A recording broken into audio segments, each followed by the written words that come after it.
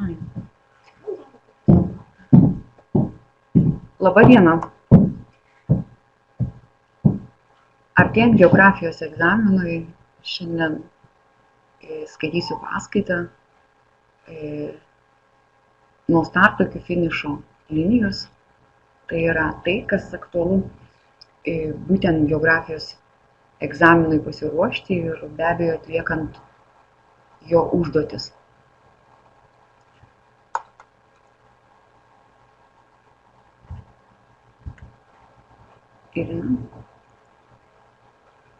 Tai kaipgi sėkmingai pasirengti ir išlaikyti geografijos egzaminą?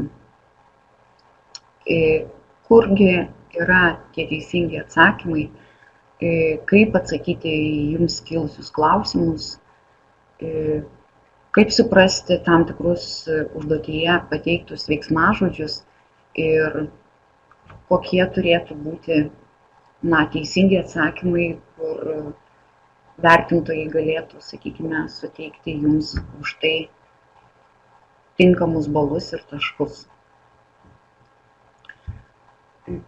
Pirmiausias dalykas, kuris yra reikalingas prieš geografijos egzaminą, tai yra 11 klasėje jūs esat supažindinti su vidurinio ugdymo geografijos programa, su geografijos brandos egzamino programa.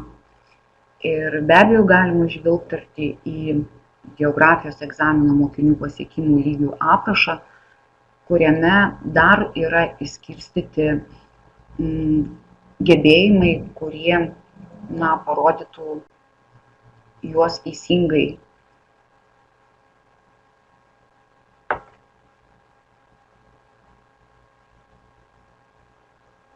Kurie iliustruotų jūsų pasiekimų lygius.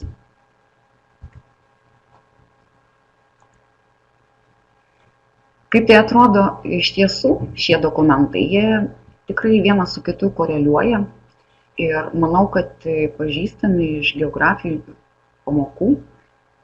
Tai čia yra 3 dokumentai, kurie prieš tai yra minėti, vidurinio ugdymo programos fragmentas ir egzamino programos fragmentas bei, kaip minėjau, paskutinis dokumentas geografijos brandos egzamino mokinių pasiekimų lygių aprašas. Jį atkreipia dėmesį ir matyti, tai yra ta pati sritis, orientavimasis erdvėje ir žemėlapyje. Šiuo atveju visi dokumentai, kaip ir minėjau, koreliuoja ir visuose yra pateikiama, ką turi mokinys gebėti ir žinoti iš šios srities. Knygynuose jūs galite rasti tikrai be galo daug leidinių, metodinių leidinių, kurie jums būtų pagalba besiruošiantis geografijos egzaminui. Šiais metais Šviesos leidykla išleido dar vieną visą seriją visiems dalykams skirtą leidinius, tai yra 10 žingsnių prieš egzaminą, tai kuriuose yra išgryninti pagrindiniai reikalavimai, šiuo atveju geografijos leidinyje gebėjimai, kurie yra svarbus ir yra matuojami, vertinami būtent brandos egzaminų. Vėlgi, tas leidinys, jis yra sudarytas remiantis vidurinio ugdymo programa ir geografijos egzaminų programa, ir tai matyti jau iš šių 3 puslapių aplankų, kuriuose matyti tos svarbiausios sritys, kurios yra ir ką tik tai minėtose programuose. Tai yra orientavimasis aplinkoje ir žemėlapyje, gamtos ir visuomenės analizė ir geografiniai tyrimai. Ir kiekviena sritis yra įskaidyti į atskiras gebėjimų grupės. Tai tarsi jums yra žingsniai, iliustracija, ką jūs turite mokėti, kas bus tikrinama brandos egzaminu. O kryptis, mano matosi pelė, kai vedžioju, ar geriau pasijungti kryptį? Gal gali man paimti? Aš neprisimenu, ką paimti. Tuoj minutę.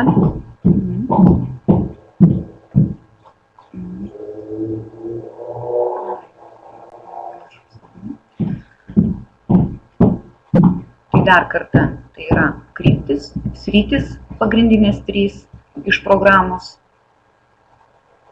ir gebėjimai, kurie yra susieti su viena ar kita geografijos sritimi. Kitaip sakant, tai, ką jūs mokėtės geografijos pamokose, jau sakau drąsiai teigiu mokėtės, nes ši savaitė yra paskutinė ir toliau jums bus konsultacijos ir pagalba dar arba įkilusius klausimus atsakys per konsultacijas mokytojai. Vėlgi dar sykį tas pats leidinys, kuriame pradedant metodinius patarimus, jums yra pateikti mokymosi rezultatai, kurie yra apibrėžti, kaip ir sakiau, pasiekimų lygių apraše. Taigi 10 žingsnių, 10 svarbiausių geografijos pamokose ugdomų gebėjimų. Gebėjimai, kurie dar sykį bus matuojami ir vertinami geografijos brandos egzaminu. Ir šiame metodinėme leidinyje jis yra struktūruojamas, sudarytas, būtent atsižvelgiant į šiuos egzaminus ir pavadinta yra kiekvienas gebėjimas yra skirtas tam tikrų žingsnių. Be šios srities programų srities aprašymų, be gebėjimų aprašymų jūs tikrai rasite naudingų patarimų, priminimų ir be abejo užduočių pavyzdžių, kuriuos jūs galite sprendžiant pasitikrinti vieną ar kitą žinių bloką arba gebėjimų. Taigi pirmas žingsnis. Pirmas žingsnis, nuo ko turbūt prasideda geografija ir daugeliui suvokiama, kad geografija yra tik tai objektai, vietovardžiai, nors kaip matysime toliau, tai yra tas pirmas žingsnelis į geografinį pažinimą ir be abejo valstybiniame egzamine šie objektai yra svarbus, nes galbūt užduočių yra ir pateikiama tikrai nedaug, kur reikia konkrečiai įvardinti vienokį arba kitokį geografinį objektą, tačiau jie netiesiogiai yra susiję su užduotimis, nes vien jau tai, kad jūs turite menamą žemėlapį ir įsivaizduojate, kas kur yra, jūs galite pritaikyti tam tikrus dėsningumus, nustatyti procesus, reiškinius ir aišku juos analizuoti. Tai pasikartoti geografinius objektus, vietovardžius, be abejonės yra būtina ir Lietuvos, ir regionų, tai yra Europos mastu ir viso pasaulio mastu. Tai jei kalbam apie būtent šį leidinį, tai ir yra jums skirta, prisiminkite, pavyzdžiui, šiuo atveju, kokie sąsiauriai skiria žemynus. Aišku, tame pačiame leidinyje yra pateikta bent jau geografijos pamokose dažniausiai vartojami geografiniai objektai. Šiuo atveju jums yra pavyzdyje sausumos objektai, žemumos, aukštumos, plokščiakalniai. Ir vėlgi, kodėl svarbu pažymėti numatytus geografinius objektus? Nes tai lavina jūsų atmintį, leidžia suvokti ne tik artimiausią aplinką, bet ir lokalinę bei, sakykime, regioninę ir globalinę erdvę. Taigi užduotis. Dar kartą jums keletą iliustruoju užduočių, kurios vienaip ar kitaip tikrina tam tikrų geografinių objektų žinojimą. Šiuo atveju klausiama įlankų ir matome, kad yra pažymėtos jūros ir įlankos ir jums tiesiog skaičiukais reikia nurodyti, tai kurisgi tas atsakymas yra teisingas, kuriame yra pažymėtos tik tai įlankos. Nereikia jokio pavadinimo, bet tiesiog suvokti orografinį, geografinį vienetą. Lietuvos pavyzdys yra konkrečiai sunumeruotos upės ir jums pavadinimai yra duoti ir reikia tik tai tiesiog nurodyti teisingą seką, tai yra kaip pažymėtos ir nurodytos teisingai Lietuvos upės. Kita užduotis jau kitokia, tai yra iliustruoja vėlgi užduotis, kada yra prašoma konkrečiai įvardyti geografinį objektą. Pažymėta tam tikrame žemėlapyje ar kartos schemoje numerį.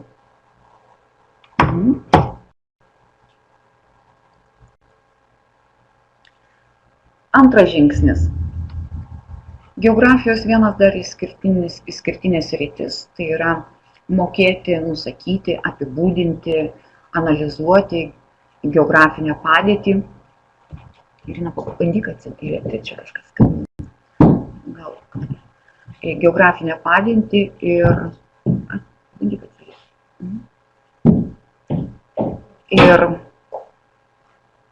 pirmiausia, norėdami rasti kurią nors vietą, žemės vietą, naudojamės be abejo žemėlapį arba Google. Ir pirmiausias turbūt žingsnis, nustatant geografinę padėtį, tai yra nustatymas geografinių koordinačių. Atrodytų labai paprasta užduotis, kuri pažįstama ir mokotės nuo 6 klasės. Tačiau mokiniams yra tikrai gana sudėtinga užduotis, nes turbūt yra sumaišoma platuma greičiausiai su ilguma. Tad reikėtų tikrai jums labai gerai įsiminti, kurgi yra, kuris pusrutulis iliustruoja platumą, o kuris ilgumą. Tai yra dar sykį pusiaujas skiria platumą į šiaurės ir pietų ir bei nulinis dienovidinis, kuris skiria ilgumą į rytų ir vakarų. Dar vienas žingsnis nustatant geografinės koordinates, tai yra jų nustatymas minučių tikslumu. Ir vėlgi jums pagalba, kaip tai padaryti, nes žemėlapyje neužtenka nustatyti stambesnėme geografinių koordinačių tik tai laipsniais, nes mes matome gana didelį plotą, kur yra tos pačios geografinės koordinatės. Vadinasi, geografinė padėtis būtų nustatoma labai netiksliai. Tai gali apimti ir iki 100 ir daugiau kilometrų atstumą. Tai kurgi tas tikslus mūsų taškas. Tai šiuo atveju būtent minutės ir pagelbėja konkretizuoti, apibrėžti labiau geografinės koordinates. Kaipgi jas nustatyti. Įvertinti pirmiausia, vėlgi pasikartoju, geografinę padėtį objekto pusiaujo atžvilgių. Čia jums duota, kaip tik yra užduotis. Ugnikalnio Mauna Loa geografinės koordinates. Išnašoje matome, mes galime nustatyti pagal žemyną, kokioje yra geografinėje platumoje, kad tai yra šiaurinėme pusrutulyje. Mes galime nustatyti laipsniais geografinės koordinates. Na ir po to, aišku, smulkindami į tokias mažesnės dalis laipsnį, tai yra 60 dalių, mes galime nustatyti geografinės koordinates gan tiksliai, jau minučių tikslumu. Vadinasi, geografinės koordinatės jūs galite tiesiog išmokti, kaip tai padaryti. Ir tas sritis geografijos egzamine, kur tikrinami gebėjimai geografinės padėties nustatymu, Jūs žinote, jeigu gerai esate studijavę jau valstybinio egzamino pavyzdžius iš praeitų metų, tai matysite ir galbūt pastebėjote, kad pirma dalis yra sudaryta iš testo, antra dalis jau struktūruojama pagal tam tikras sritis, tai yra pirmiausia yra orientavimosi užduotis, o po to jau keliaujama link geografijos, gamtinės ir visuomeninės analizės bei regionų raiškos. Kaip apibūdinti geografinę padėtį? Visų pirma, tai geografinė padėtis tai yra bet kokio geografinio objekto, ar tai būtų regionas, ar valstybė, ar miestas, ar jūra, ar ežeras, padėtis gretimų objektų atžvilgių. Ir norėčiau atkreipti jūsų dėmesį į keletą tokių svarbių dalykų. Tai yra, prieš tai atlikdami užduotį visada paskaitykite ir gerai įsiskaitykite, kokios geografinės padėties jums, kokią geografinę padėtį jums reikia nustatyti. Ar tai ekonominė, ar tai gamtinė, ar tai geopolitinė. Nes jūsų atsakymas labai turėtų priklausyti nuo užduotyje pateiktos geografinės padėties. Apibūdindami geografinio objekto padėtį, visada nurodykite jo vietą horizonto krypčių atžvilgių. Pavyzdžiui, Havajų salos yra Ramiojo vandenyno šiaurės rytuose. Apenynų kalnai yra pietų Europoje. Tai tikrai yra labai svarbu. Ir tai reikėtų įsiminti. Keletas užduočių pavyzdžių, kurie leistų jums mokytis, kaip nustatyti geografinę padėtį ir netgi gilinti tą gebėjimą. Jūs pirmiausia galite paimti bet kokį valstybės aprašymą, šiuo atveju yra apie Lietuvą, ir pasibraukti tuos teiginius, kurie jų nusako gamtinę, sakykime, geografinę padėtį. Jūs galite apibūdinti mokytis geografinę padėtį. Veiksmažodis jau jūsų prašo kitokių žinių ir gebėjimų. Vadinasi, į pagalbą jums ateina tam tikri klausimai, kurie palengvintų geografinės padėties nustatymą. Be abejo, aukštesnis lygmuo ir parodo jūsų gilesnius gebėjimus, tai yra įvertinti šiuo atveju Paryžiaus ir Vankuverio miestų plėtrą, teritorinę, gamtinės geografinės padėties atžvilgiu. Tada vadinasi, jums jau reikėtų turėti tokį platesnį, gilesnį matymą, kur tas miestas yra, lygumoje, prie kalnų, kokioje valstybėje, gal vandenynas, ar tai upės prateikančios šalia. Geopolitinės padėties nustatymas. Dar vienas sritis, kur taip pat reikalinga tam tikros taisyklės reikalingos. Ir pagalba jums, tai yra kriterijai, ką atsižvelgiant, jūs galite puikiausiai nusakyti geopolitinę padėtį. Tai yra gretimų kaiminių valstybių atžvilgių, kokį vaidina valstybės vaidmenį regione, padėtis globalių politinių, karinių ir ekonominių blokų, sąjungų atžvilgių, toliau konfliktų atžvilgių, išorinių vandenų, ne vidinių, o būtent išorinių vandenų atžvilgių, ar tai valstybė yra saloje, ar tai yra žemyne, kokios valstybės supa, ar taikios, ar konfliktiškos, tai labai lemia kiekvienos valstybės geopolitinę padėtį. Na ir vėlgi jums pasipraktikavimui užduotis, kad remdamiesi šaltinių ir turimomis žiniomis, apibūdinkite Belgijos geopolitinę padėtį pagal nurodytus kriterijus. Šiuo atveju kriterijai yra. Tačiau jei pažiūrėtume į valstybinio egzamino užduotis, mes matome, jau kriterijų čia nėra pateikta dažniausiai. Sakykime, 16 metais užduotyje buvo apibūdinkite Višegrado šalių grupės valstybių geopolitinę padėtį. 2012 metais reikėjo nustatyti ekonominę padėtį Karibų jūros regionų.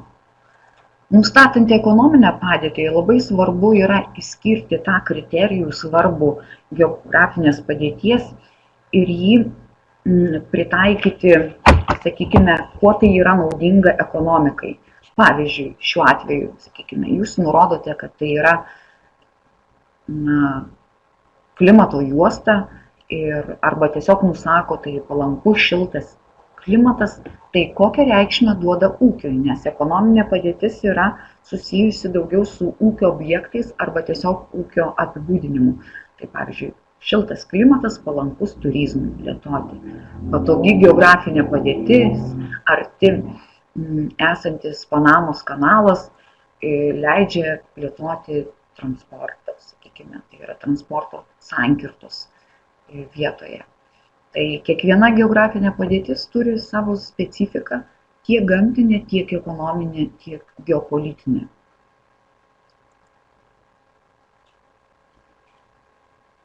Na ir keliaujame į veiklos sritį, tai yra gamtos ir visuomenės analizė, kada iš tiesų nagrinėjant užduotis arba jas atliekant, labai svarbus yra tokie gebėjimai, kaip analizuoti, vertinti, nustatyti, numatyti priežastis, palyginti, susieti.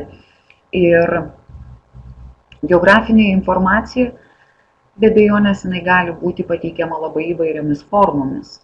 Tekstu, žemėlapiu, iliustracija, grafikų, statistinė lentelė. Tai kiekvieną šių grupių pabandysime peržiūrėti ir akcentuoti tuos svarbiausius dalykus, ką jūs galėtumėt įsiminti. Trečias žingsnis – rašytinių šaltinių skaitymas ir analizė. Taigi, kaip skaityti teisingai tekstą. Vėlgi pagalba ateinanti jums ir skaitant tekstą labai svarbu išskirti pačius esminius dalykus.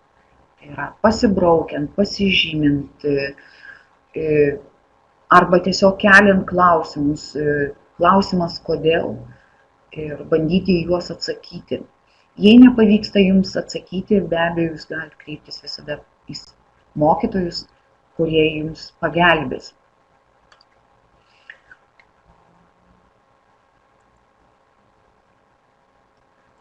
Skaitymo gebėjimai valstybiniam brandos egzamine nėra tikrinami, tačiau jie yra labai svarbus skaitant pačią užduotį.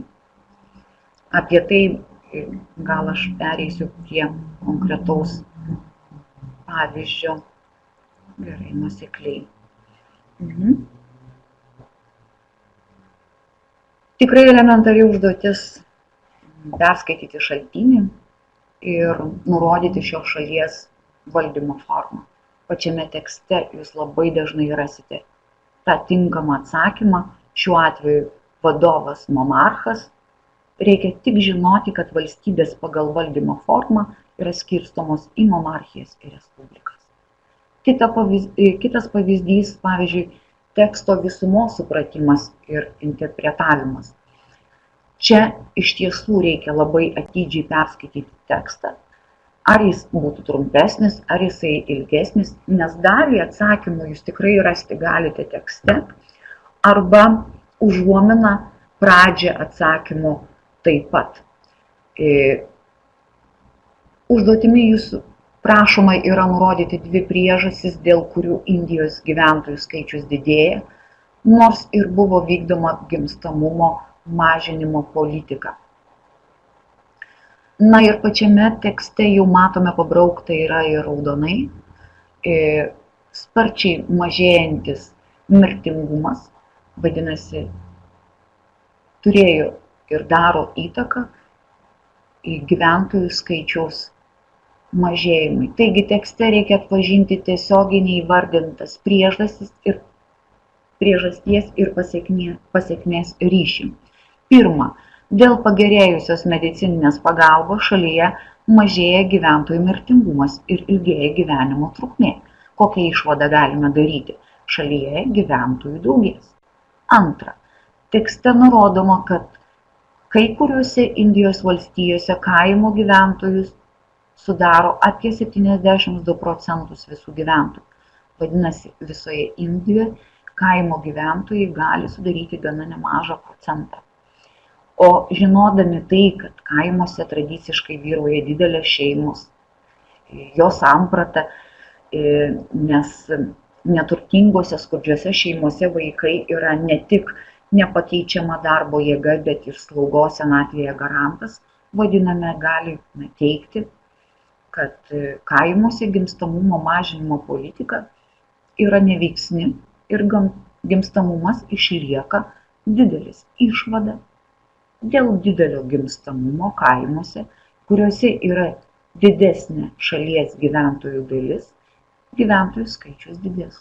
Štai jums ir du atsakymai, kuris yra beveik, galima sakyti, tiesiogiai pateiktas, o kitą reikia tiesiog išmąstyti iš tekste pateiktos informacijos. Užduoties pavyzdys, kuris duodamas jums patiems pasipraktikuoti, tai kuris daugiau yra orientuotas į teksto turinio apmąstymą ir įvertinimą, iš pirmo žvilgsnio atrodytų labai paprasta užduotis, nes jums reikia nurodyti 3 argumentus, kuriais galėtų remtis Greenpeace aktyvistai, kovodami prieš branduolinės energetikos plėtrą. Kągi atsakinėja mokiniai paprastai? Jie paprastai nurodo branduolinės energetikos būtent trūkumus, tačiau pamiršdami, kad kai kurie akcentai čia visiškai netinkami. Ir jūsų prašo argumento, vadinasi, turi būti pagrindimas. Pažiūrėkime bent vieną atsakymą, kuris būtų tinkamas šiai užduočiai. Pagamina didelius kiekius pavojingų radioaktyvių atliekų ir jų tvarkymo problemos yra neįspręstos. Argumentas, kuris, yra įtikinamas. Mokiniai labai dažnai rašo apie tai, kad branduolinė energetika šiuo klausimu naudoja išsenkančius išteklius, tačiau šiuo atveju yra ne taip tikslu atsakant. Reikėtų akcentus dėti, prieš ką kovoja būtent aktyvistai, ir ne visada tinkama atsakyti būtent remiantis tais tradiciniais privalumas ir branduolinių jėgainių ir trūkumais. Žmonės gali būti paveikti sveikatai pavojingomis radiacinėmis dozėmis, kasant, transportuojant ir apdirbant uraną. Pavojinga atominės elektrinės statybos politiškai ir technologiškai nebrandžiose valstybėse arba nestabiliose. Avarijos Černobylio ir kitose atominėse jėgainėse parodė, kad rizika pakenkti žmonėms ir aplinkai yra didesnė už gaunamą naudą.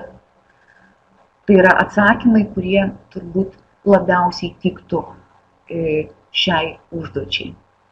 Na ir aišku, šalia fragmentas yra užduoties, kada yra duodamas tekstas, tai yra 2016 metų užduoties, ir prašoma atsakyti, nuo kokių veiksnių priklauso hidroelektrinių pajėgumas. Nurodykite 2 veiksnius.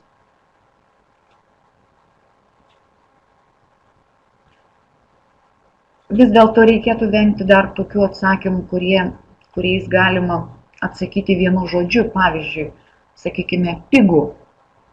Vienas raktinis žodis, kuris iš esmės visiškai nieko nepasako. O kas pigu? Statyba, priežiūra, elektra pagaminama. Tad vadinamas jūsų atsakymas tiesiog jau nukreiptas į 0 taškų gavimą. Tai kiek galima, stenkitės visą laiką kuo išsamiau ir remiantis argumentais, aišku, atsižvelkite visą laiką į veiksmažodį, ko jūsų prašo, ar paaiškinti, ar iliustruoti, ar argumentuoti, ar tik nurodyti, kaip prieš tai, ką tik tai įvardinta užduotis.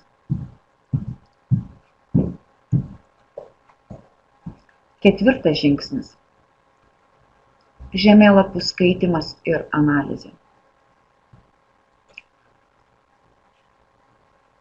Žemėlapiuose vaizduojami ne tik geografiniai objektai ir gamtos ir visuomenės reiškiniai. Juose galima įžvelgti ne tik geografinių objektų arba reiškinių pasiskirstymo dėsningumus, tarpusavio ryšius, numatyti, bet ir būsimus jų pokyčius. Aišku, tai reikalaus turėti papildomai žinių arba tiesiog suvokimo. Vėlgi, priminimas jums, kas tai yra žemėlapis, kokios jų, kokie pagrindiniai požymiai, bruožai, kokios pagrindinės dalys tai yra. Ir patarimas, dažnai painiojama, koks mastelis yra stambus, o koks yra smulkus. Atminkite visada, kuo pasaulis pavaizduotas mažesnis, tuo mastelis yra smulkesnis. Kuo aplinka yra vaizduojama artimesnė, tai yra mažesnis teritorijos plotas, tuo žemėlapis bus stambesnis. Ir aišku, nurodyta, kad tų formų, kartografinių kūrinių gali tikrai būti labai daug. Žemėlapis, kartoschema, kartodiograma, topografinis žemėlapis. Ir kągi mes galime dabar įskaityti žemėlapį. Vienas, pateiksiu du pavyzdžius, tai yra Lietuvos kritulių pasiskirstymo žemėlapis. Na ir tiesiog paprastai jums užduotis, išanalizuokite metinį kritulių kiekio pasiskirstymą Lietuvos teritorijoje. Ką galite iš karto perskaityti arba nurodyti, analizuodami kartoschemą? Jūs galite pasakyti, kokia vaizduojama teritorija. Jūs galite pasakyti kartoschemos turinį, perskaitę pavadinimą, kad tai yra metinio kritulių kiekio pasiskirstymas. Jūs galite numatyti iš legendos ir pačio žemėlapio didžiausią metinį kritulių kiekį nustatyti. Nustatyti kur, kurioje dalyje, atsižvelgiant į horizonto kryptis, kad tai yra vakarinėje Lietuvos dalyje. Jūs galite numatyti mažiausią kritulių kiekį. Jūs galite maždaug apskaičiuoti vidutinį metinį kritulių kiekį. Jūs galite nurodyti kritulių pasiskirstymo dėsningumą, kad einant iš vakarų į rytus, kritulių kiekis mažėja ir atvirkščiai. Ką galime dar numatyti arba nurodyti, bet jau reikėtų remtis turimomis žiniomis ir tokio matymo platesnio. Tai yra vietovardžių žinojimas. Jūs galite patikslinti tiesiog vietovę, kur iškrinta didžiausias arba mažiausias kritulių kiekis. Jūs galite paaiškinti kritulių pasiskirstymo priežastį. Lietuva yra vidutinių platumų klimato juostoje, kurioje vyrauja vakarų vėjų pernašai. Ji neša drėgnas oro mases nuo Atlanto vandenyno į žemyno gilumą. Jos susidūrusios su kalvomis, tai yra kliūtimis, čia palieka dalį nešamos drėgmės. Tai pažiūrėkite, kiek daug iš vieno žemėlapio, naudojantis, remiantis vienu žemėlapiu, mes galime pasakyti geografinės informacijos pateikti. Tai tik reikia žinoti, kaip tai pateikti. Kitas pavyzdys yra duotas iš 2015 metų valstybinio geografijos brandos egzaminų. kada reikėjo palyginti vidutinę gyvenimo trukmę ekonomiškai stipriose ir silpnose šalise, remiantis šaltiniu, tai yra žemėlapiu, ir parašyti duomenimis grįstas dvi išvadas ir paaiškinti, nuo ko tai priklauso. Atkreipkite dėmesį, kiek skiriama taškų į šią užduotį. 4 taškai. Ko jūsų iš tiesų prašo? Prašo jūsų duomenimis parašyti grįstas dvi išvadas ir jas paaiškinti. Jeigu prašo duomenimis grįstas, jūs turit būtinai yra naudotis šaltiniu ir aišku visų pirma jį įskaityti. Atkreipti dėmesį visada, kur yra tamsiausios spalvos, kur yra šviesesnės spalvos. Vadinasi, jos jau neša tam tikrą informaciją. Šiuo atveju vidutinė žmonių gyvenimo trukmės pasiskirstimą. Na ir akivaizdžiai matyti, kad su mažiausia gyvenimo trukme išsiskiria Afrikos regionas, kurį jau mes turbūt jau žinome, kad tai yra labai sudėtinga ekonominė situacija, tai daugiau valstybės, daugiau ar mažiau ekonomiškai silpnos. Aišku, tai bus ir medicininė priežiūra, ir sveikatos priežiūros lygis gan žemas. Tai lygiai taip pat mes matome kitas spalvas, kur ekonomiškai stiprios valstybės patenka. Vėlgi, analogiškai mes galime pritaikyti jau turimas žinias, įvertinti jų ekonominį, socialinį išsivystymą. Štai jums ir nurodytas atsakymas.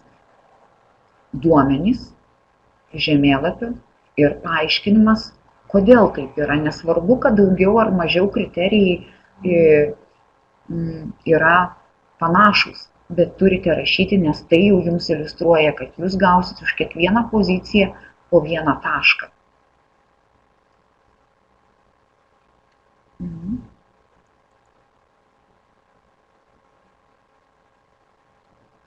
Dar užduočių pavyzdžiai, kurie vėlgi jums leidžia analizuoti šaltinius, pasipraktikuoti, kaip nagrinėti topografinį žemėlapį. Jo tikrai nereikia pamiršti, nes, kaip minėjau, geografijos užduotyje visada jūs gausite ar tai planą, ar tai topografinį žemėlapį, kuriuo remiantis reiks atlikti vienokias ar tai kitokias užduotis.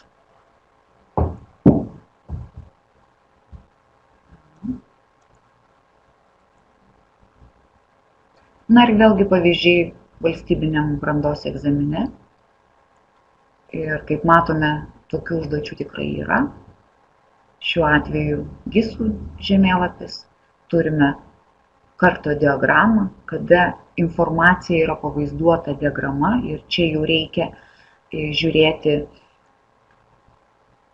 ir analizuoti būtent tas diagramas, kurios pateiktos valstybės teritorijoje ar tai regiono teritorijoje, atkreipti dėmesį į legendą ir aišku bandyti atskirti, ko jūsų prašo ir kokio reikalauja atsakymo, ar mažiausių verčių, ar didžiausių verčių.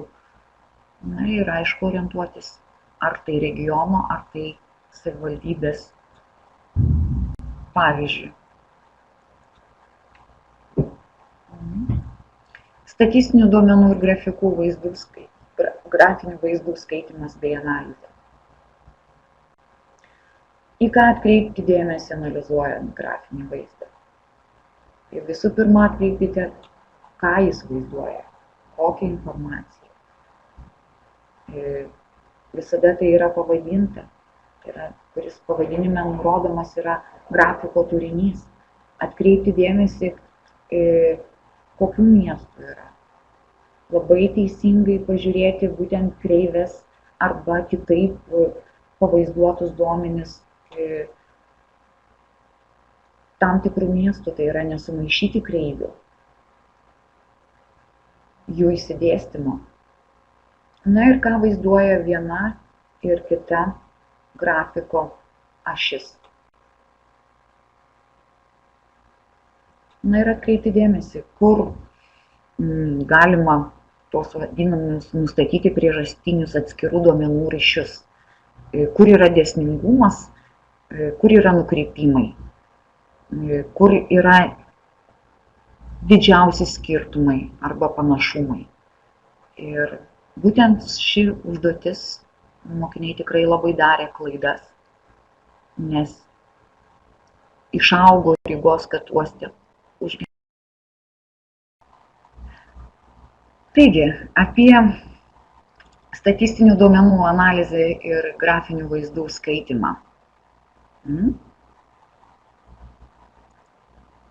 Kitas pavyzdys. Tai naudojantis šaltiniu atlikti užduotis. Matome užduotis, kurios šiek tiek koreguotos ir parengtos atsižvelgiant į egzamino užduotį. Ir tada yra dar sykį statistiniai pateikiami duomenys, nesvarbu kaip, ar stulpelinė diagrama, ar skritulinė diagrama, ar tiesiog lentelė, ieškokite žemiausių ir didžiausių verčių. Jas lengviausia turbūt atskirti ir neanalizuoti, tai yra numatyti priežastis, kodėl taip yra. Tai šiuo atveju paaiškinimas būtų toks, kad legendoje stulpelių spalvinis fonas nurodo miesto gyventojų skaičius tam tikrais metais. Skirtingų spalvų stulpeliai paaiškina miestų gyventojų skaičiaus kaitą tam tikrais metais. Ir juos analizuojant galime ne tik nustatyti kiekvieno miesto augimo tempus, bet ir palyginti nurodytų miestų augimo dinamiką, pokyčius.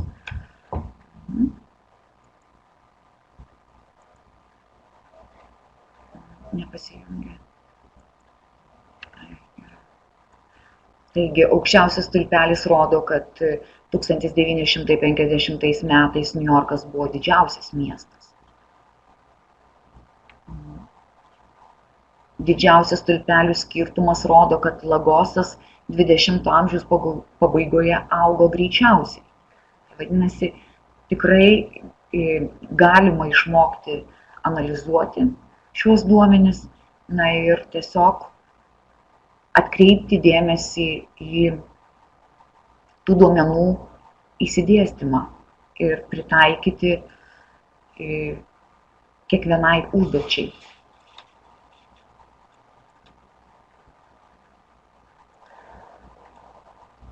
Skritulinė diagrama ir jų pavyzdžiai. Ne šiaip sau įdėjau užduotį, kuri yra pateikta pavyzdyje,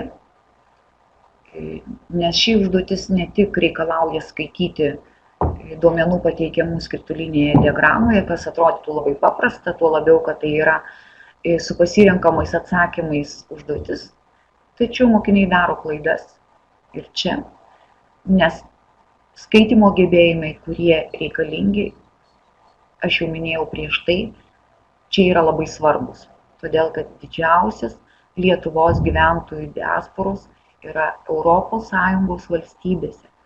Vadinasi, jūs turite atmesti D atsakymą, Norvegija, ne ES narė.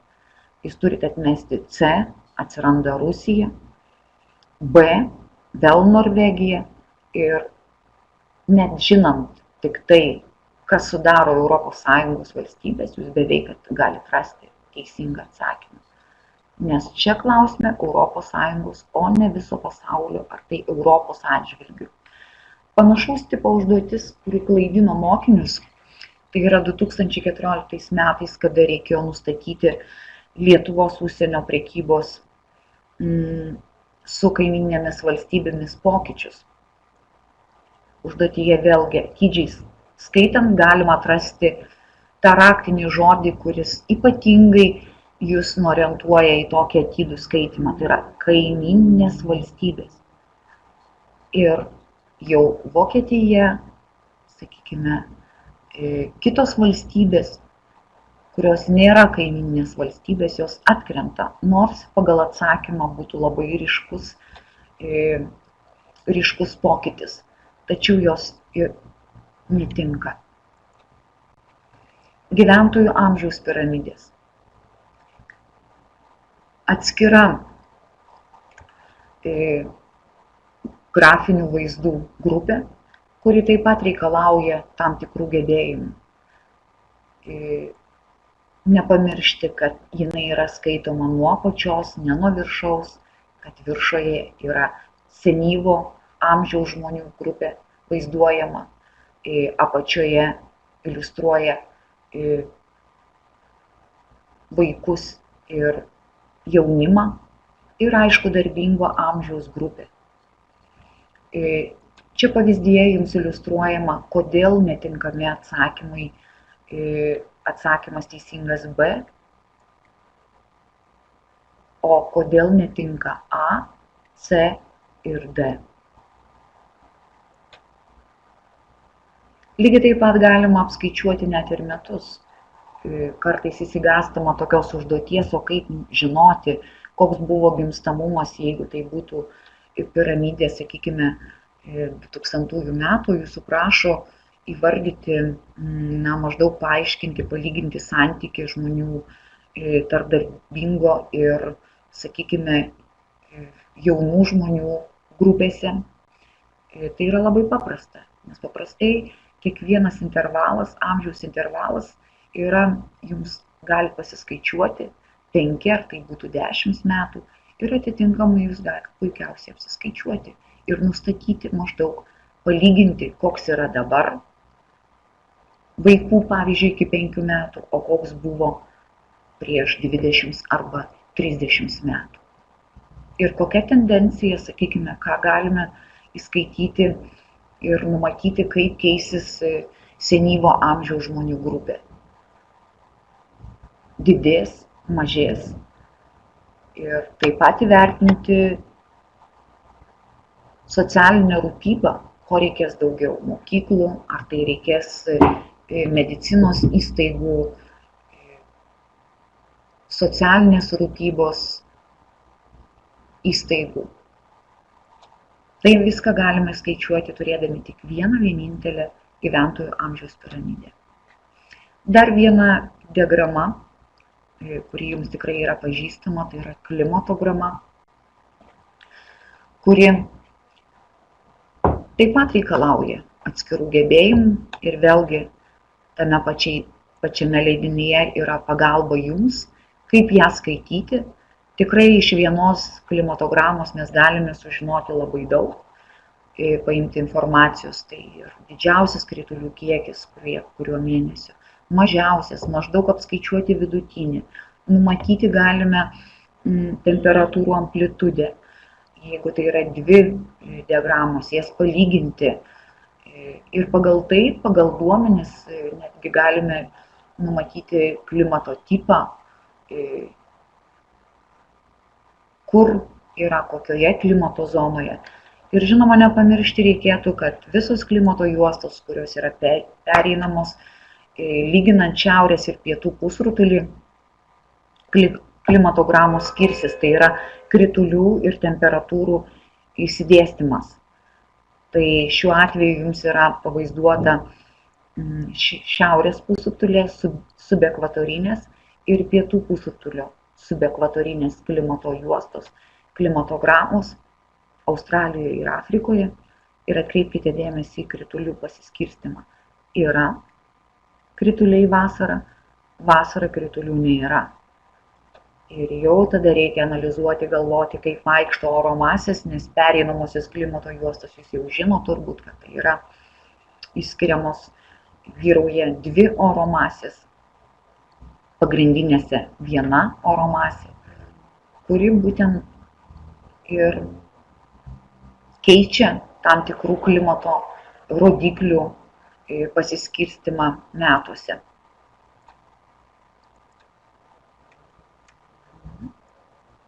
Ir vėlgi pavyzdžiai valstybinio brandos egzaminų užduotyje. Kaip matome, statistinių duomenų arba grafinių vaizdų, su kuriais susietos užduotis mes matome labai daug ir jų yra įvairių. Ir tik statistiniai duomenys, stulpelinės diagramos, klimatogramos, kreivės įvairiausios. Tad jų skaitimas ir analizavimas šių diagramų yra labai svarbus.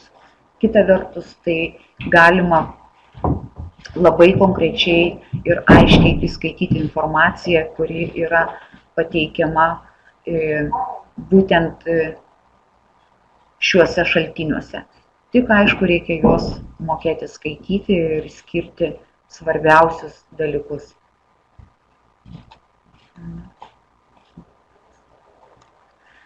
Šeštas žingsnis – geografinių reiškinių ir procesų analizė. Nei vienas reiškinys vykstantis mūsų supančioje aplinkoje neatsiranda iš niekur be priežasties. Ir kitas svarbus toks aspektas, kad gamtoje ar visuomenėje vykstantis reiškiniai yra inertiški ir labai dažnai būna, kad vieno reiškinio pasekmė yra kito reiškinio priežastis. Vienas jums pavyzdys.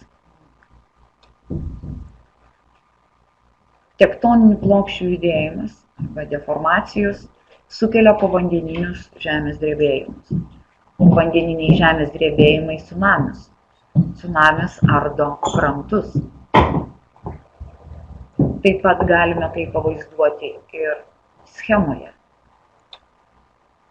Ir norint atskleisti gamtinių ar visuomeninių reiškinių ar procesų raidą, jų pasireiškimo erdvę, reikėtų atkreipti dėmesį į du pagrindinius dalykus. Tai yra priežastis ir pasekmės.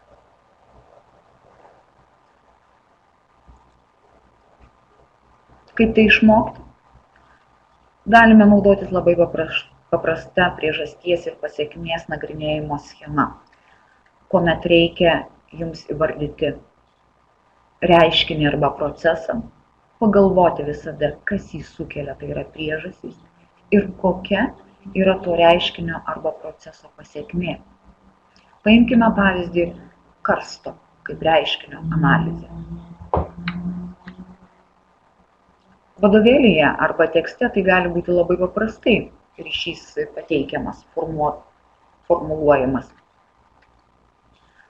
Jei lietaus vanduo palaipsniui tirpina negiliai slūgstančias karbonatinės uolienas, klinti dolomitą, kurios ištirpusios pernešamos požeminiais vandenimis, tai palaipsniui formuojasi tuštumos, į kurias vėliau gali įgriūti viršuje esančių uolienų storinė. Tai yra susiformuoti karstinės įgriuvos. Šiuo atveju labai nesunkiai galime atskirti, kas yra priežastis, o kas yra pasekmė. Pasekmė – karstinės įgriuvos, priežastis jums pateikta viršuje. Lygiai taip pat mes galime pavaizduoti ir schemoje. Jau iš schemos atpažinti priežastis, kritulius, požeminius vandenis ir matyti pasekmę. Taip galime analizuoti bet kokį reiškinį, ar tai būtų, pavyzdžiui, šiuo atveju nuošliauža, ar tai būtų akumuliacija, ar tai būtų erozija, ar abrazija. Panašiai, sakykime, galime ir visuomeninės priežastis analizuoti. Ne priežastis, atsiprašau, o reiškinius. Pavyzdžiui, migracija, depopulacija.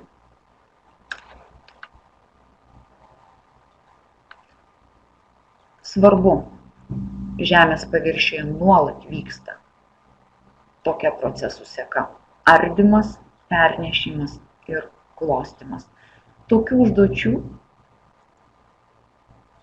jūs tikrai galite rasti geografijos užduotyje. Pavyzdys, kaip keičiasi eolinis paviršius, vykstant defliacijos ir akumuliacijos procesui. Sakysite, be galo sunku prisiminti reikia tai, kas yra akumuliacija. Vadinasi, sąvokų pakartojimas, jis irgi taip pat yra labai svarbus.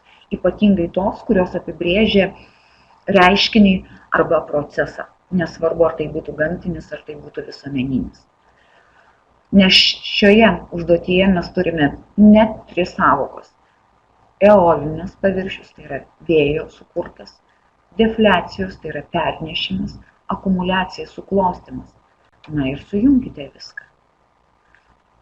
Tokių užduočių mes galime rasti ir tiesiog patys savo sukurti.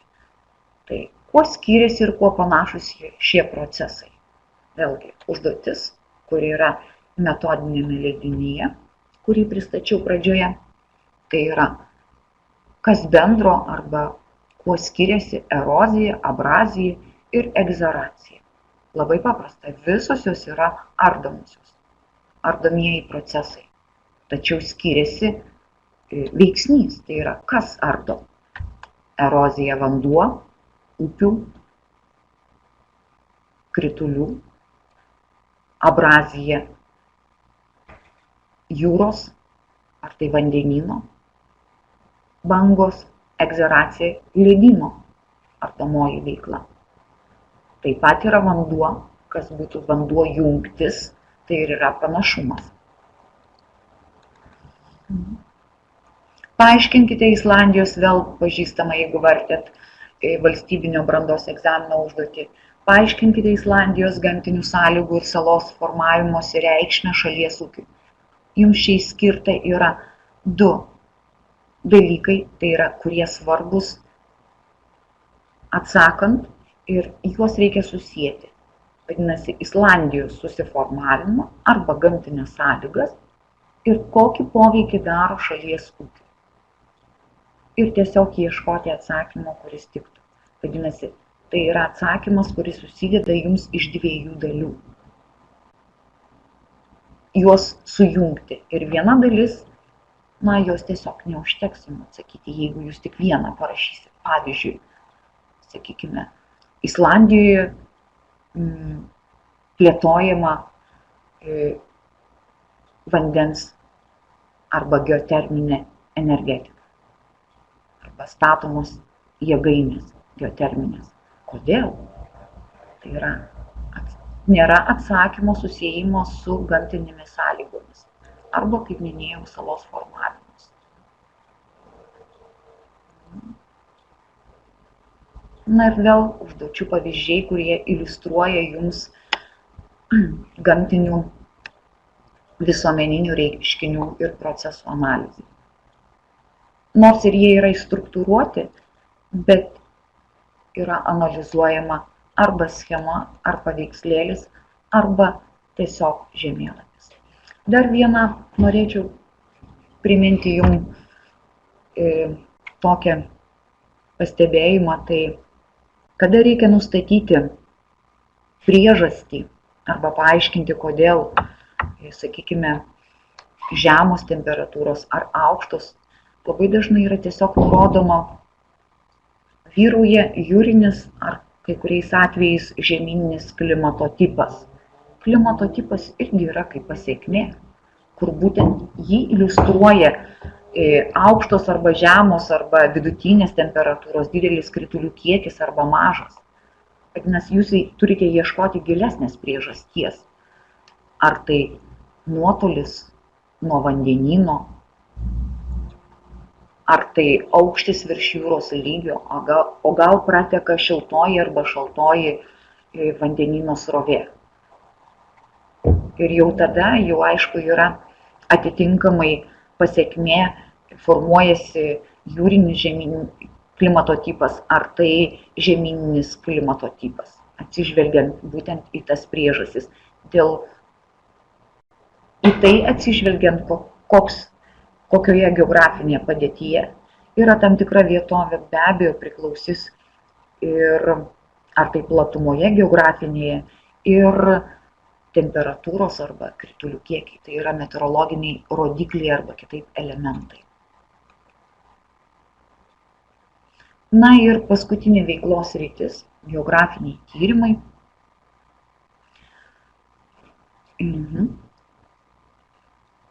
Matau, klausimas yra, gal turit patarimų, kaip iš testo surinkti visus taškus? Sudėtinga be abejo surinkti visus taškus. Visus taškus galima surinkti žinant konkrečiai atsakymą. O jeigu yra dvejojimai ir, abejoja dėl kažkurio tai, sakykime, pateikto iš tų 4 atsakymų, atsiranda spėjimo galimybė. be abejonės spėdami jūs galite pataikyti ir į neteisingą atsakymą. Tai kai ką gali lydėti sėkmė, bet neturint tam tikrų žinių bagažo, arba, kaip sakiau, labai gerai skaityti klausimą, nes ta pati užduotis, kur buvo su ta pačia diaspora, ne, tai reikia atkreipdėmėsi, ko jūsų prašo. Lygiai taip pat yra labai mokiniai apsirinka su regionais. Pamenu, viena užduotis buvo su upių slėniomis, tai yra terasomis. Ir buvo paklausta, kuri pirmoji terasa. Mokiniai maišė salpą su terasa. Vadinasi, reikia žinoti slėnio dalis upės, kad visų pirma yra salpa, o po to terasos. Tai pats pirmas paaukštėjimas ir bus terasa. Dabar matau dar vieną klausimą, diaspora kas yra, ne? Diaspora tai yra tautos dalis gyvenanti ne savo istorinėje tėvynėje. Tai šiuo atveju lietuvių, pavyzdžiui, diaspora, kuri sudaro Jungtinėje karalystėje, Norvegijoje, Ispanijoje ir taip toliau. 7. žingsnis – krypčių nustatymai, skaičiavimai ir matavimai. Vėlgi, galima tikrai išmokti, kaip nustatyti teisingai azimutą, kaip orientuotis, kur yra rytai, vakarai. Jeigu nėra žemėlapyje nurodyta kitaip, krypties nuorodos, kur ten yra šiaurė, dažniausiai, sakykime, būna nurodyta, o žemėlapyje, jeigu nėra nurodyta, visada šiaurė bus viršuje, tai nepamiršti reikia. Jeigu jūsų dešinę ranką rašot, tai jau pati ta raidė, rašau, R raidė, rytai, visada bus į tą pusę rytai. Nu, aišku, kita pusė lieka vakarai.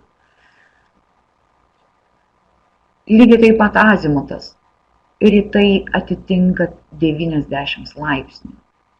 Tai paprasta tokia netgi elementari užduotis yra, pavyzdžiui, šiuo atveju, ne, jeigu, sakykime, mūsų miestas A ir miestas B ir pasakyta būtų, kad turistų grupė keliauja iš miesto A į miestą B 270 laipsnių azimutu. Kokiu azimutu jie grįž atgal? Tai kokiu grįž? Į rytus 90. Tačiau mokiniams labai sunki ir būna kartais neįveikiama tokia užduotis. Priemonė jūs galite ir pabandyti pasipraktikuoti. Yra Lietuvos žemėlapis, paimti yra Šiauliai ir nuo Šiaulių pagal laikrodžio rodiklę keliaujam ir nurodyti tiesiog atitinkami azimutai, kurie būtų į tam tikrus taškus, šiuo atveju miestus, Klaipėdą, Kauną, Panevėžį. Ir aišku, vėlgi pasitikrinimo užduotis, kurią aš tik tai neseniai iliustravau. Nes jei Vilnius čia, aišku, įsivaizduojam, turim žemėlapį savo mintise, Danija į vakarus, tai tikrai taip, nuo Vilniaus į Kopenhagą galima teigti, kad tikrai taip yra 270 azimutų bus nutolusi. Kitas svarbus masteliai, jie niekada nepamirštami ir jie dažnai yra. Ir sustoti norėčiau prie linijinio mastelio. Nebūtinai linijinėme mastelyje, kada iliustruojama atstumai nuo nulio į kairę pusę, tai yra šiuo atveju, nebūtinai atitinka centimetrą. Čia reikia būtinai matuoti, kiek iš tiesų yra ir paversti tada jau masteliui. Nes yra buvę užduočių, kada yra buvę centimetras ir gal 2 mm atstumas, o mokiniai skaičiavo kaip centimetrai ir be abejo skaičiuojant atstumus atsiranda didžiulė paklaida, kuri jau nebetelpa į vertinimo rėmus, intervalą. Ir puikiai suprantame, kad mokiniai jie jau nebeturi nuovokos supratimo, kaip skaičiuojamas yra linijinis mastelis. O jeigu taip, pagalbai galima būtų pasakyti, kad visada galite nubraukti, kiek tų nulių bebūtų 5. Pirmiausia mintise nubraukite 2. Pavyzdžiui, šiuo atveju 2 panaikinat. Jei daugiau jūs negali dar 3 nubraukti nulių, vadinasi, jūs turėsit metrus. Jeigu jūs nubraukite 5 ir koks ten skaičius lieka, jūs turėsit kilometrus. Labai iš tiesų paprasta ir lengva įsiminti, kaip tai apskaičiuoti. Temperatūros ir slėgio kitimas. Nepamiršti, kad kylant į kalnus temperatūra kas 100 metrų krinta 0,6 laipsnius. Vadinasi, pakilę jūs į kilometrą aukštį, jūs nukrenta 6 laipsniais temperatūra. Na, tai kaip daugybos lentelė. Galite išmokti tam tikrų skaičiavimo taisyklės ir pritaikymus. Lygiai taip pat, kaip skaičiuojami krituliai, ką sudėti, kaip skaičiuoti temperatūrų amplitudę. Nepamirškite, kad amplitudė bent jau geografijoje yra skaičiuojama visą laiką tarp aukščiausios ir žemiausios temperatūros. Tai yra santykis tarp jos. Mes turime vieną skaičių, o ne intervalą nuo iki, kur galbūt daugiau praktikuojama yra fizikos pamokose. Matau klausimą, kokia gali būti mastelio ir azimuto paklaida. Kiekvienu atveju yra skirtingai. Paklaidos tikrai būna.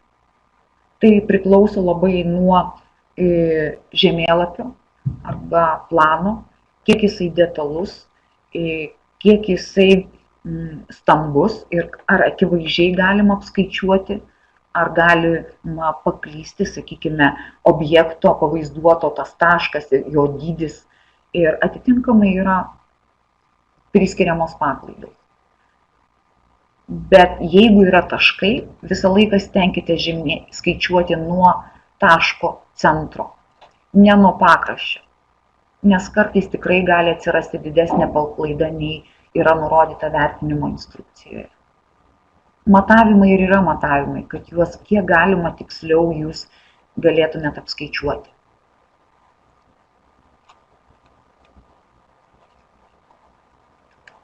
Krypčių nustatymai, skaičiavimai ir matavimai. Toliau demografiniai rodikliai. Gimstamumas, mirtingumas, natūralus gyventojų prieaugis, tai yra pagrindiniai demografiniai rodikliai. Ir kada jūsų prašo analizuoti demografinius rodiklius, tai prisiminkite šitos 3. Aišku, po to dar eina kūdikių mirtingumas, gyvenimo vidutinė trukmė, bet šitie jums turėtų jau būti bent tuos išmokti. Ir be abejo, dar su demografiniais rodikliais labai yra susiję įvairūs visuomeniniai procesai, tai kaip depopulacijos arba demografinio sprogimo procesai. Tai tikrai galima įsiminti ir labai nesunkiai pritaikyti brandos egzamine. Kai gyventojų šalyje daugiau gimsta nei miršta, natūralus gyventojų prieaugis yra teigiamas. Kai gimstamumas mažesnis už mirtingumą, natūralus gyventojų prieaugis neigiamas. Tai sutampa su valstybėmis visada, kur yra buvusios pokomunistinės valstybės, Skandinavijos valstybės, sakykime, su neigiamu prieaugiu. Ekonomiškai silpnos Afrikos, Lotynų Amerikos valstybės, daugiau ar mažiau jų yra natūralus gyventojų prieaugis teigiamas. Ir, sakysime, galbūt galima išskirti Jungtinės Amerikos valstijas, kur, sakykime, gali palaikyti migraciniai procesai, tai yra imigracija. Žymėjimas, grafinis žymėjimas, 8. žingsnis.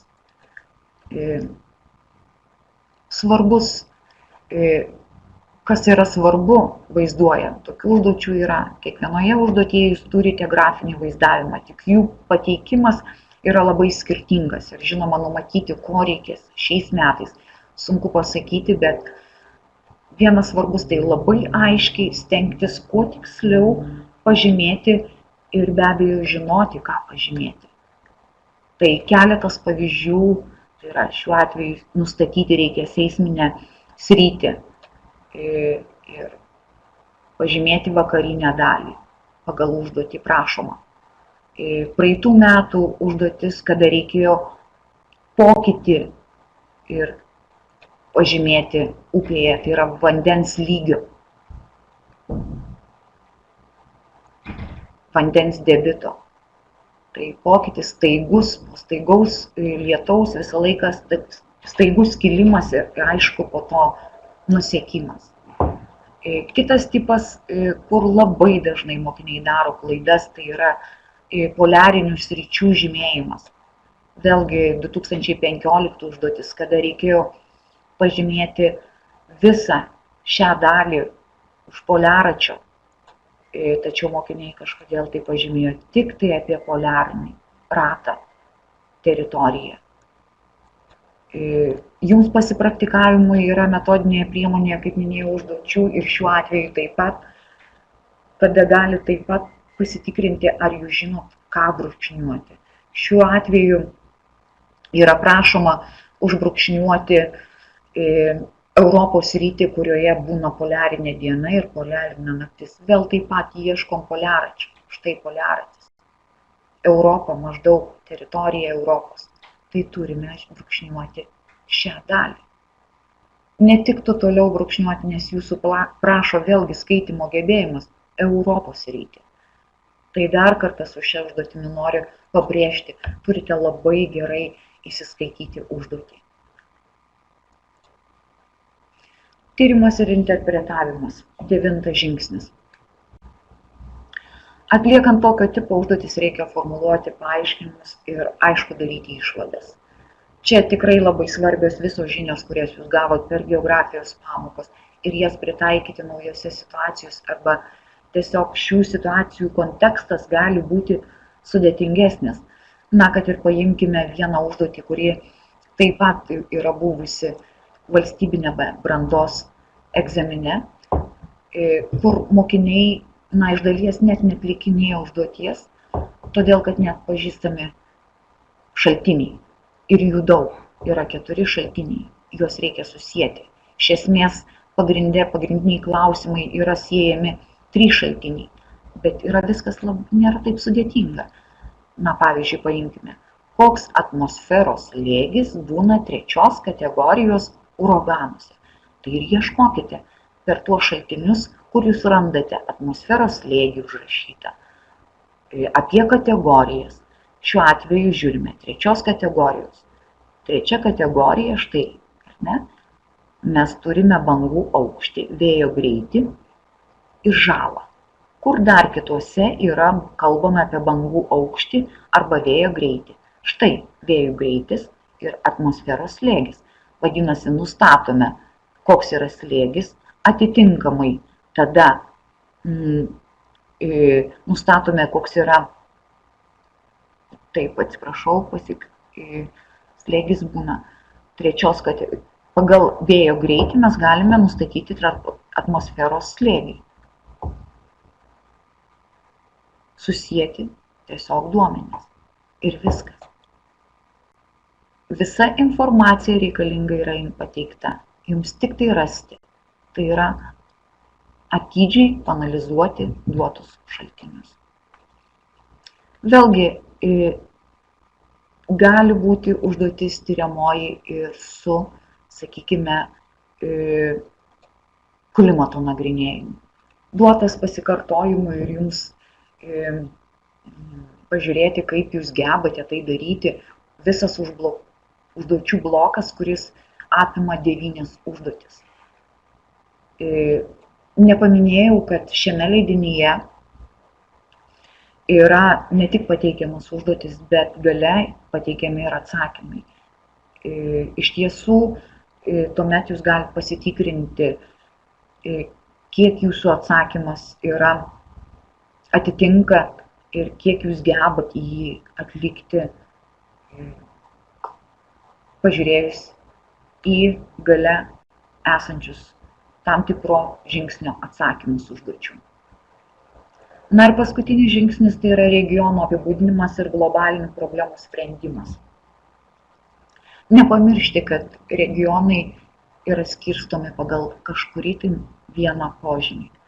Taip pat užduotyje visada reikia skaityti, koks regionas, kokie kriterijai skirti, ko jūsų prašo, ar apibūdinti ūkį, ar apibūdinti gamtinę situaciją, ar socialinius duomenis atskirti. Na, aišku, yra išskiriami Europos ir viso pasaulio regionų, arba kitaip vadinkime subregionai. Na ir kaipgi juos nagrinėti. Paimkime vieną užduotį.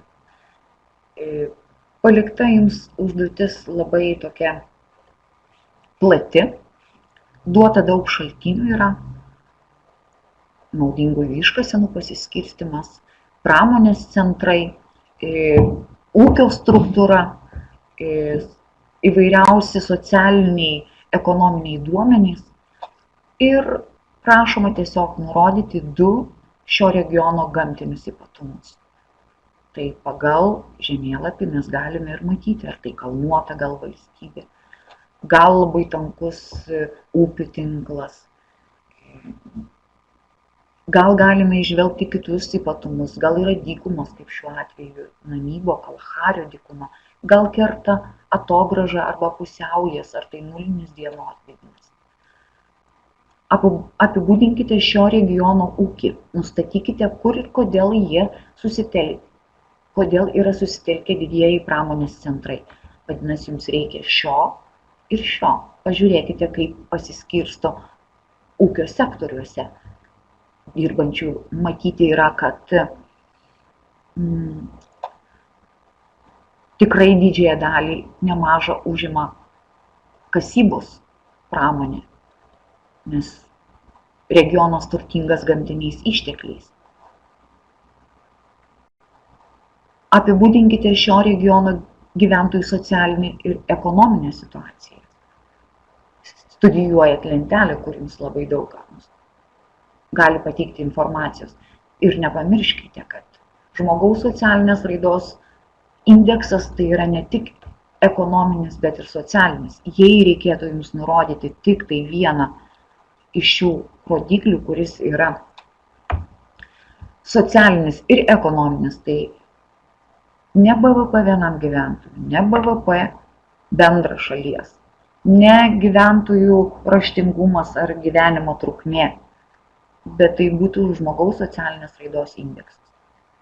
Tai vėlgi susietas su žiniomis, nes jį sudaro ne tik socialiniai 2, bet ir ekonominis, tai yra bendras vidaus produktas vienam gyventojui. Sudėtinis rodiklis, kitaip sakyti. Ir aišku, vėlgi leidinyje yra pagalba, kaip nagrinėti regioną. Na ir pavyzdžiai valstybiniam brandos egzamine. Kaip matome, Šiaurės Afrikos regionas, šaltinių yra daug. Dar kartą, jūs tik mokėkite skaityti. Atidžiai peržiūrėkite kiekvieną šaltinį. Ką galite paimti, kokią informaciją, ar apie paviršių, ar apie ūkį, ar plėtojamą žemės ūkį.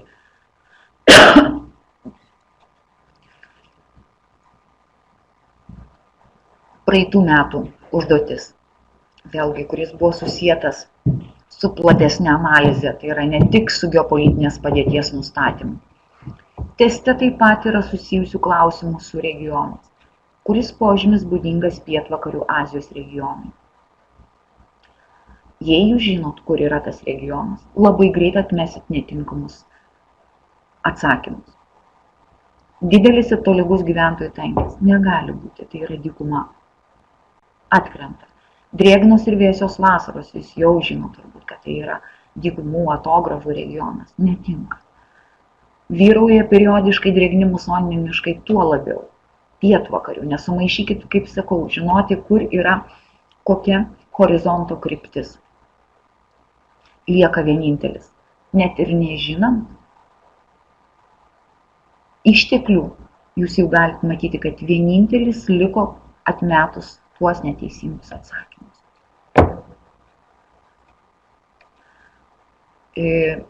Globalinės problemos.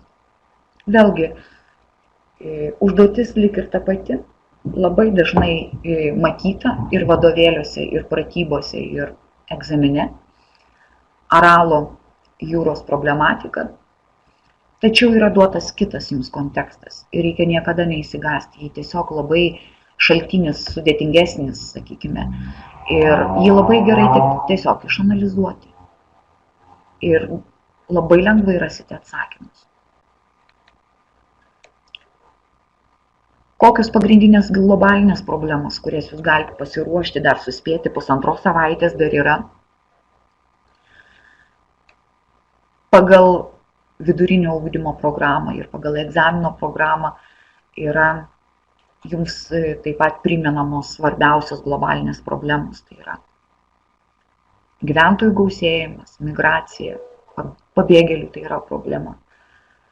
Dykumėjimas, klimato kaitos, gėlo vandens trūkumas, miškų kirtimas, skurdas, badas ir jų nėra taip daug ir net tiesiog priežastis arba pasekmes, kokiuose regionuose jūs galite puikiausiai tiesiog vieną vakarą sėsti ir prisiminti. Visuose vadovėliuose rasite apie tai informacijos. Taigi, kas svarbu atliekant geografijos egzamino užduotį? Kas svarbu vartant tą jau užduočių sąsiuvinį ir ką jūs turėtumėt prisiminti ir nepamiršti? Pirmiausia, atidžiai perskaitykite užduotį ir jos klausimus. Išsiaiškinkite, iš kurios geografijos srities norima patikrinti žinias ir gebėjimus. Tai yra, kokį reikia prisiminti geografijos žinių fragmentą, gamtinės, visuomeninės, ar jas dar papildomai smulkinti. Apžvelkite užduotyje duotus šaltinius, vaizdinius, tekstinius. Kaip dera juose pateikta informacija, kodėl jinai yra susieta. Žinoma, kritiškai vertinkite, ką žinote. Na ir pabandykite dėlioti atsakymą.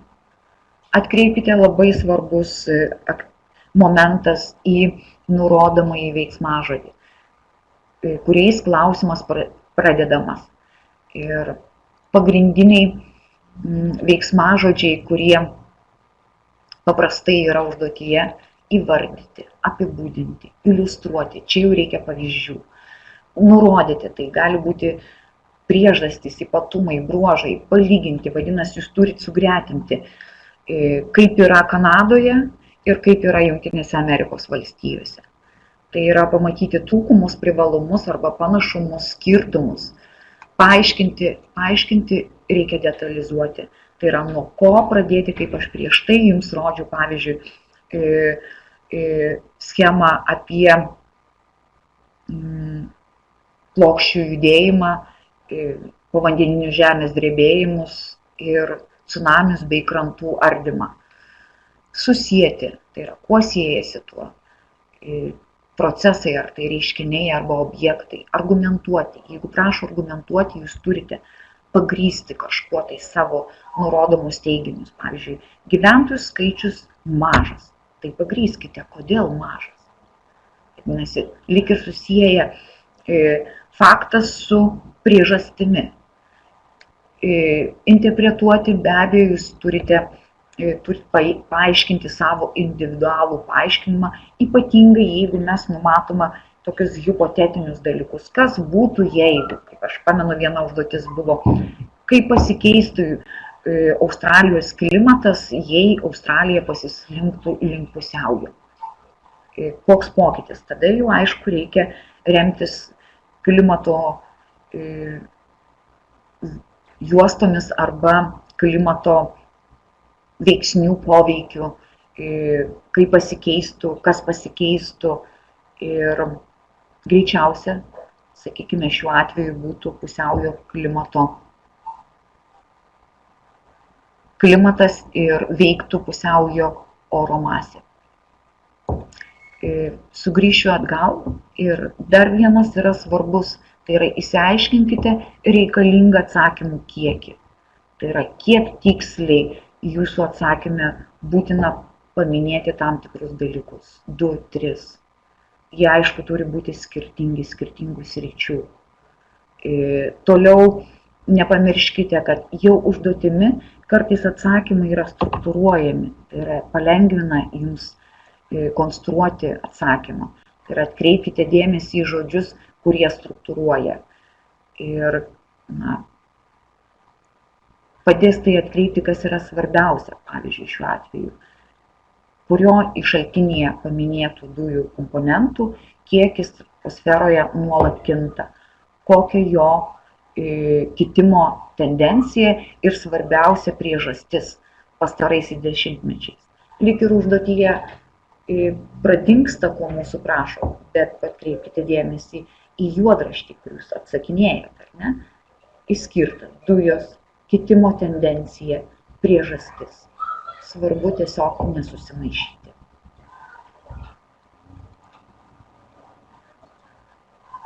Na ir, kaip matau, jūsų laikas prisijungimo baigėsi. Dar būtų tikrai galima dar pavyzdžių kalbėti apie, į ką jūs turėtumėte atkreipti dėmesį. Gal turite dar klausimų ir 2 minutės dar galime atsakyti.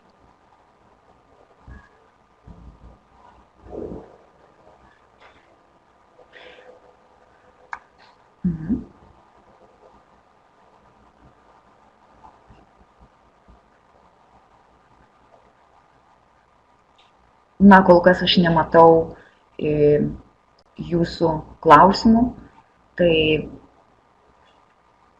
dar sykį pailsėkit, išsimiegokit, susikaupkit ir tikrai didžiausios sėkmės jums birželio 3 dieną, sėdint prie geografijos valstybinio brandos egzaminų užduočių sąsiuvinio. Ir ačiū už dėmesį. Viso.